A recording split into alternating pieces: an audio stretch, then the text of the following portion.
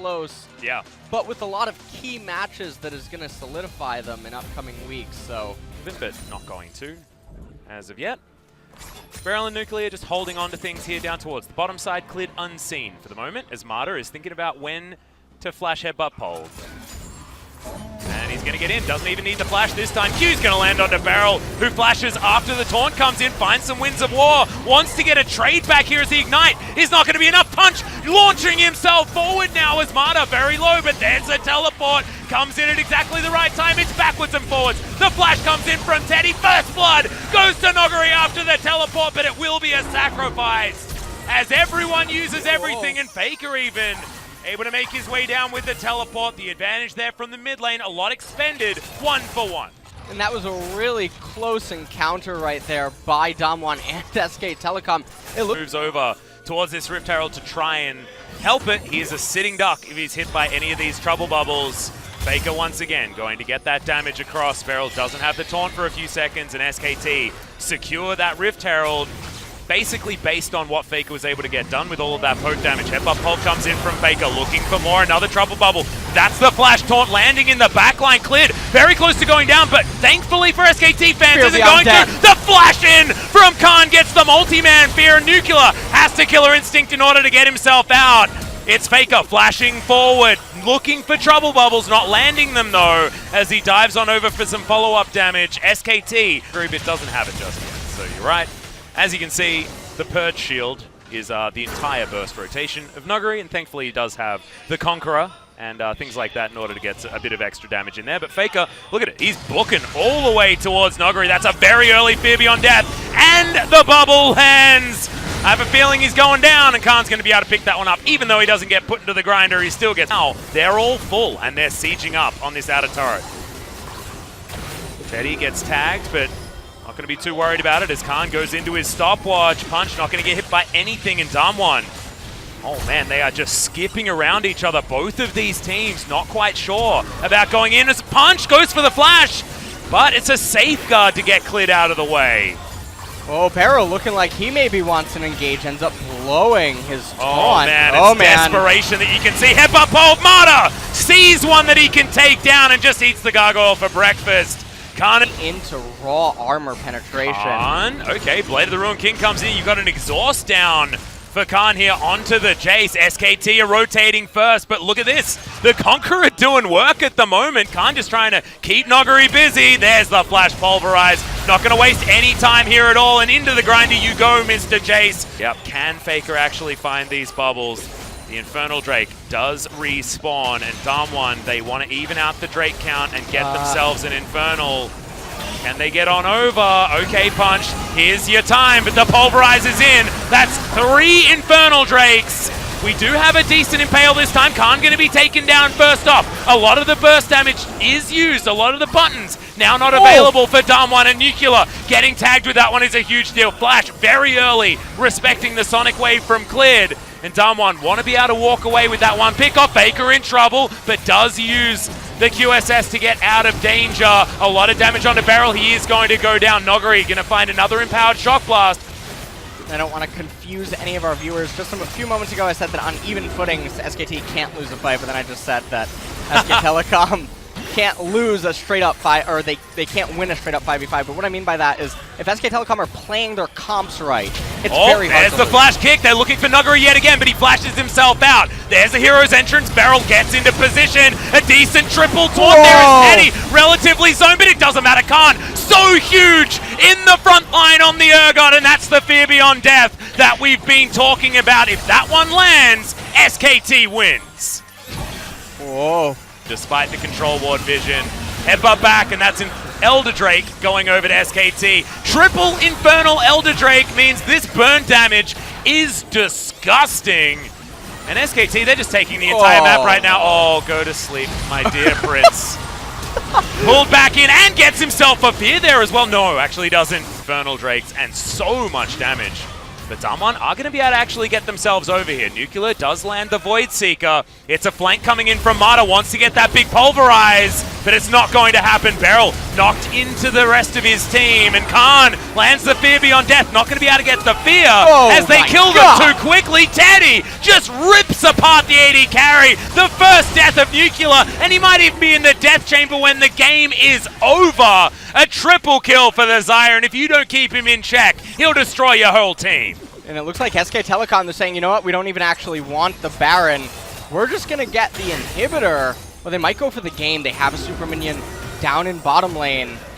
Yeah, Dunwant, they know about it. Yeah, Syndra's going to come in here, and without the Baron buff, it's going to be difficult, but these super minions do last a long time, even if you're throwing those dark spheres at them. And first Nexus turret goes down, the second, if Teddy looks at it, he'll be able to take that one as well as Mercurial Scimitar is utilized. He's down relatively low, and the shock blasts are starting to hurt, but the Nexus, it's the one that's going to be taken here. Faker is going to go down, but you need to kill the whole team, and they're not able to. SKT roll over.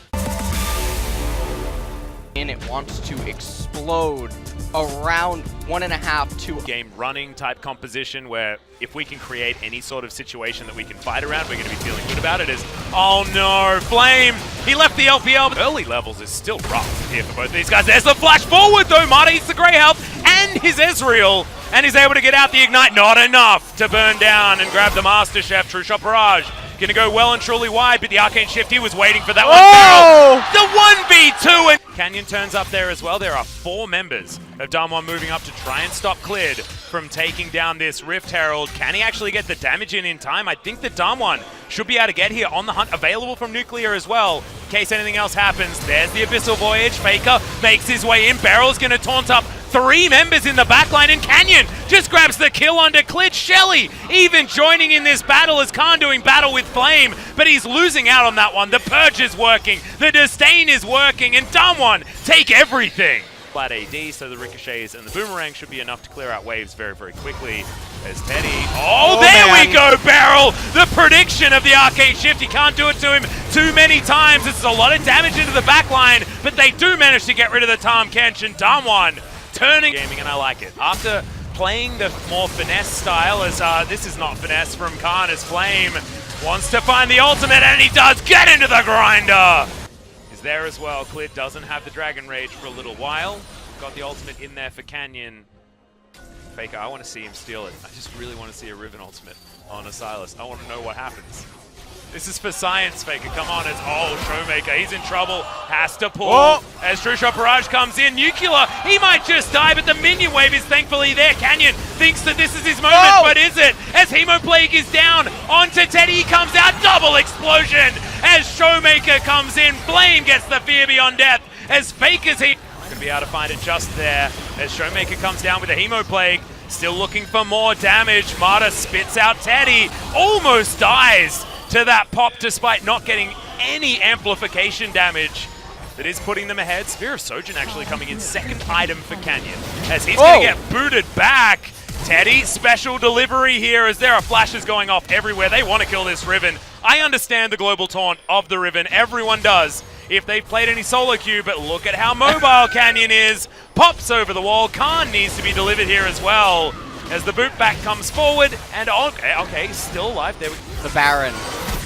Well, True Shot Barrage coming here in the mid lane. Just some control now as Showmaker gets engaged on, but Faker, he's actually feeling the brunt of this one. He might actually have to go into stasis, and he does. Hemoplague not going to give too much joy. Kingslayer not there. Flashes into the open maw of Marta, but Marta spits him out into the redemption, and Beryl picks up the kill. Fear beyond death. The spear is going to go wide. It just doesn't matter, I don't think. I mean, Tahm Kench is here with the Abyssal Voyage. Yeah, Beryl gets the taunt. It's onto Teddy. He doesn't have QSS, but gets himself out of the way. It's a decent exhaust onto Showmaker, who doesn't have Hemoplague. They've certainly pulled off this one as Seraph's Embrace finally completed. Canyon in trouble. Teddy kiting. Can he actually find this team fight? And Beryl Shock Blast grabs the Vladimir. That is so much damage missing from the fight now as Khan grabs that first kill, grabs the second. Canyon so low. Beryl so low. Canyon picks up the kill on Marta there, but that's the triple kill now for Khan. Hero's entrance comes down, and Teddy grabs that one. SKT finesse in the team fight to save the game. And that was one of the Telecom. See it that way.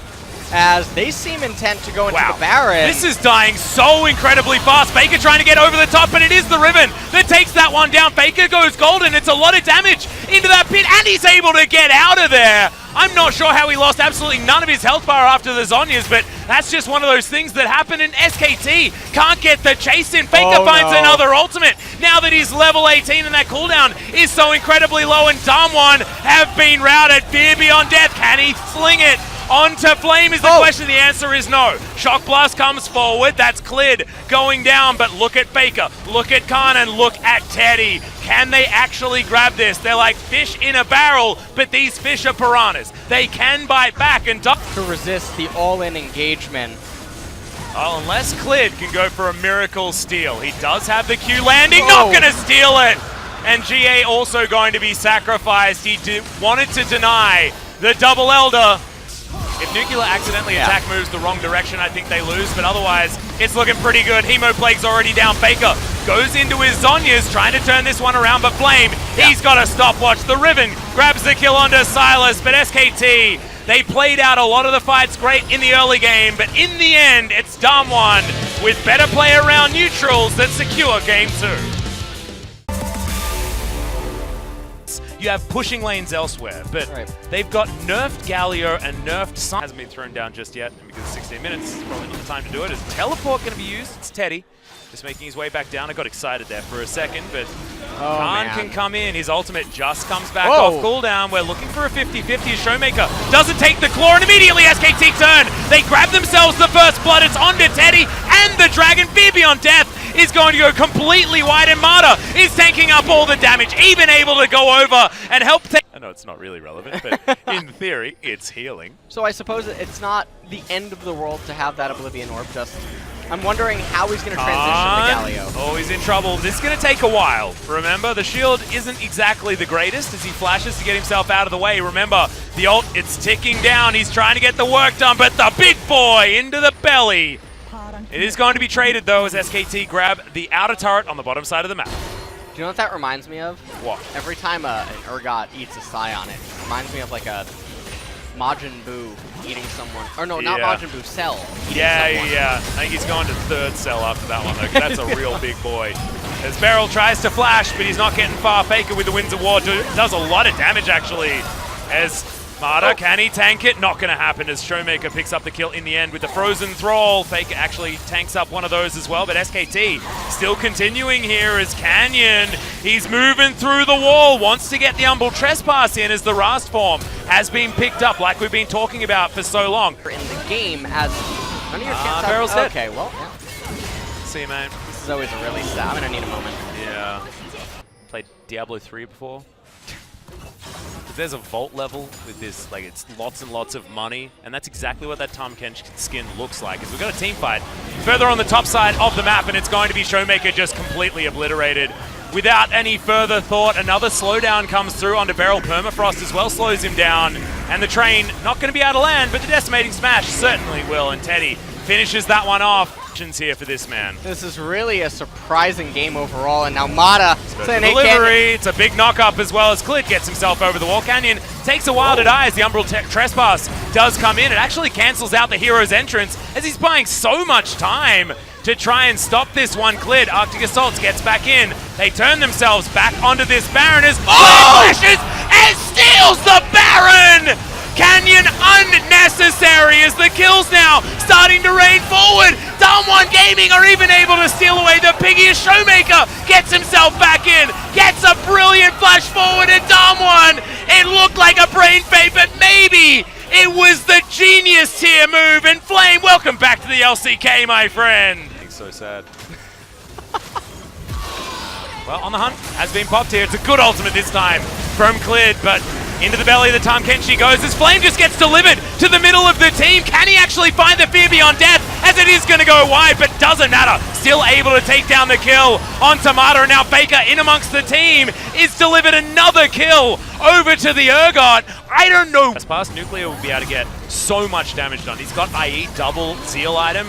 It's a huge deal here as Clid flashing towards the pit, but now needs to be able to Arctic Assault his way forward. Nuclear is the one that secures the Baron, as now SKT trying to start off this team fight. Flame, the only one knocked up, but the Gargoyle Stoneplate is buying so much time. And now Canyon diving in the backline. He wants to get on top of Teddy, but they've expended all of Flame's health bar, and they can't do anything more. Oh, the Purge comes just back off cooldown, and now Showmaker darting into the backline. The Kaiser there as well, and he's free hitting. Nuclear, can he do it? Goes into the stopwatch, the stasis, and Showmaker in the backline. The Circle of Frost and the ace for Dom1. And that was the biggest turnaround. It looked like SK Telecom certainly had that fight. Beginning of 2019, Marta is going to respawn, but I'm sorry, buddy, that Nexus is not long for the world. And Dom1 Gaming do what looked very, very difficult.